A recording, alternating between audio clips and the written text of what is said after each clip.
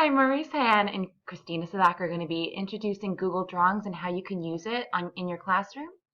Google Drawings is a fast and easy way to create and edit drawings. You can use it to draw something free-handedly, copy and paste posters or other photos, create and or edit diagrams, and even display pictures or drawings with an example question.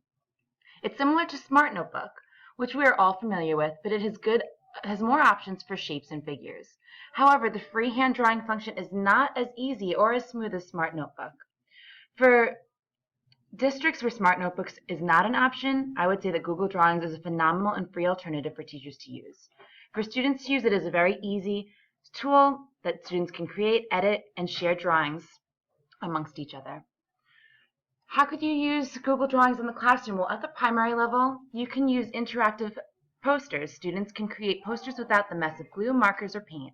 Another benefit to using interactive posters is that you can include clickable links to further deepen the content of your poster. Typical posters can only fit a finite amount of space and information, while interactive posters can be limitless. Photo comic strips. Students can use their creativity to create a content-related comic strip. The nice thing about Google Drawings is that they have the option to create fun text boxes called callouts, similar to what a comic book would have. Interactive whiteboards. The teacher can bring students to a computer lab if necessary and demonstrate how to complete a specific task through Google Drawings. The teacher would just have to share her Google Drawing with the rest of the group or with an entire class, and students can see step by step what the teacher is demonstrating. And the last, annotated images. The teacher can use relevant pictures or profound pictures from different scenes and narrate the story through text. How could it be used on a secondary level? Well, it can be used very similarly, but some more advanced things. Students can use it as graphic organizers. They can create graphic organizers in great ways to study for exams. They can also use it to categorize different information, and a great way to make cognitive connections visually. Again, they could be used as interactive whiteboards, similarly at the primary level, annotated images as well, and also to create timelines. Students can easily create timelines with line and shape options and collaborate and share work with their partners. At the professional level, we can use this for professional development. An interactive whiteboard can be used during professional development sessions, and Google Drawings can be used as a whiteboard for each participant on their personal computers. All you'd have to do is share your Google Drawing with your fellow colleagues and demonstrate any task you'd like them to see. You can also use Google Drawings for professional development just to demonstrate how you can use it in your classroom in the ways that I described above. On Google Drawings, actually over here, I just wanted to share with you an example of one of the tools that you use on Google Drawings. They actually have templates already created for you. This is one that I found on Google Drawings, and in this example, it shows you a way that students could pull and drag their names, I guess using the smartboard, to take attendance. I don't know if I would necessarily use it that way. I think it might take a little bit too much time out of your lesson. So another good way to do it is to use it where you create your own groups, and you can move students' names in a particular area to create new groups for different days, create new lab partners, and things like that. I'm going to turn it over to Hayon because he's going to show you a little bit more information on how to use Google Drawings more effectively.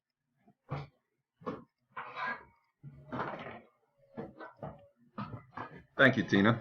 Excellent job, by the way. All right, I'm going to show you how to use Google Drawings to maybe spice up a lab report or something like that. Some things that we all, as science teachers, do.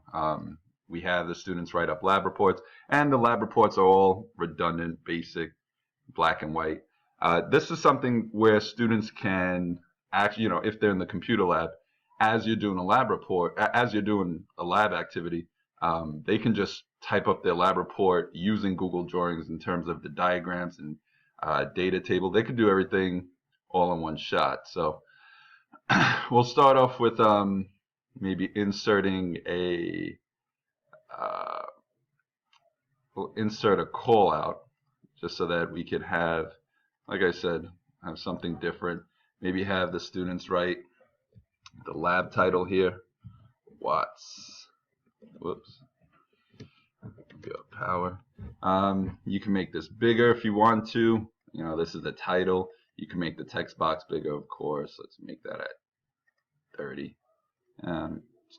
Too big, maybe 20. All right, so there we go. There's your lab title. Of course, you can change the color to whatever you want. All right. At this point, they can type in any word box, like the purpose of the lab is to determine which student, blah, blah, blah, blah, blah. And of course, you can change, you know, just like how it is in Word, you could bold, underline. You can change the font to whatever, the font size to whatever you want. You could also change the color over here to whatever you want, you know, just to make it a little different. So that's not what makes Google Drawings different, because so far any of this you can do with Word. You know, you could put in the hypothesis over here, hypothesis, and blah, blah, blah, blah. You can put in anything else that you want, the safety rules, just like how you do in Word. But what's different with this is that you can insert, this is where you could actually put your diagram. And as you put your diagram, let's make this a little bigger because this is what I really want to focus on.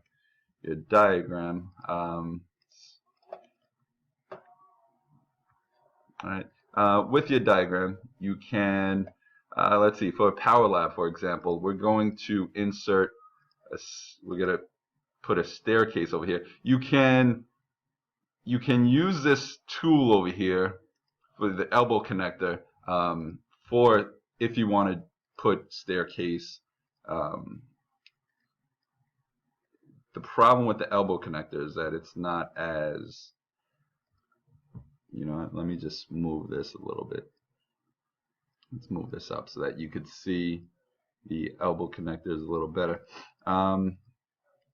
You can copy and paste a drawing of a staircase, but I want to show you something else that's really cool with this. Just like anything else, you could always copy and paste a drawing. Another thing you can do, if I highlight, not the diagram part, if I highlight my elbow connector, I can go to arrange, and I could group it. By grouping it, I can shrink it. I could move the entire drawing. I could move it here if I want to.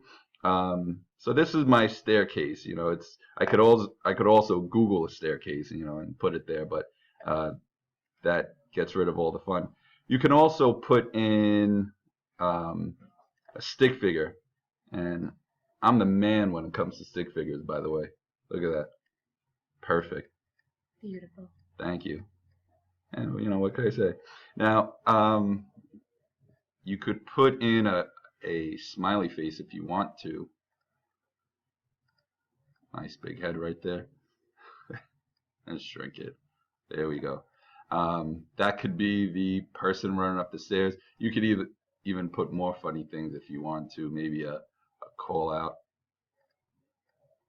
Something like this, and say, you know, hi, my name is Tina, and I am running.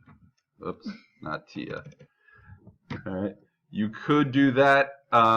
That's fine. That's a nice diagram. You know, someone running up the stairs. Or you could also Google person running if you want to. Go to images.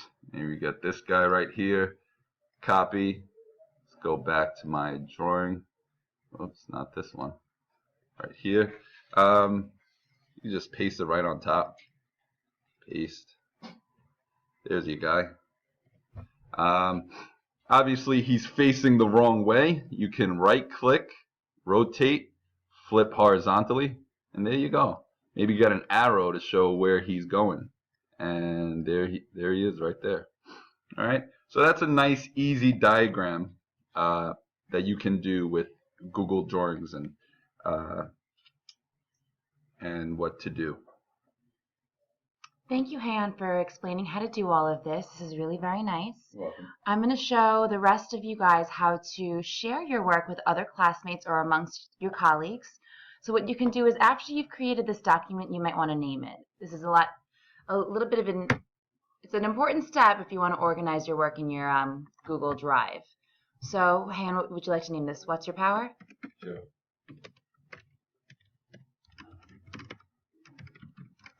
What's your power lab? You come over here to share. You could write whoever's email down on here. I believe this is already mine, so Hayan.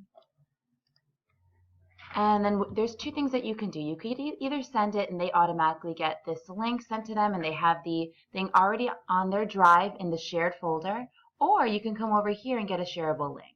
And then when you get to this point where you have a shareable link, you can either allow the person you're sharing it with, to view it, they can edit it, or they can comment. So I'm going to leave it open to editing. And that would be it. You could basically copy and share this with that person, or you can send it this way. Okay. Now the other thing I wanted to show you is originally I showed you a template that was already created on Google Drawings, and I'm going to show you how to find more templates. So what you do is come over here to File. You can write New, and then instead of going to a new drawing, you're going to go down here and click From Template.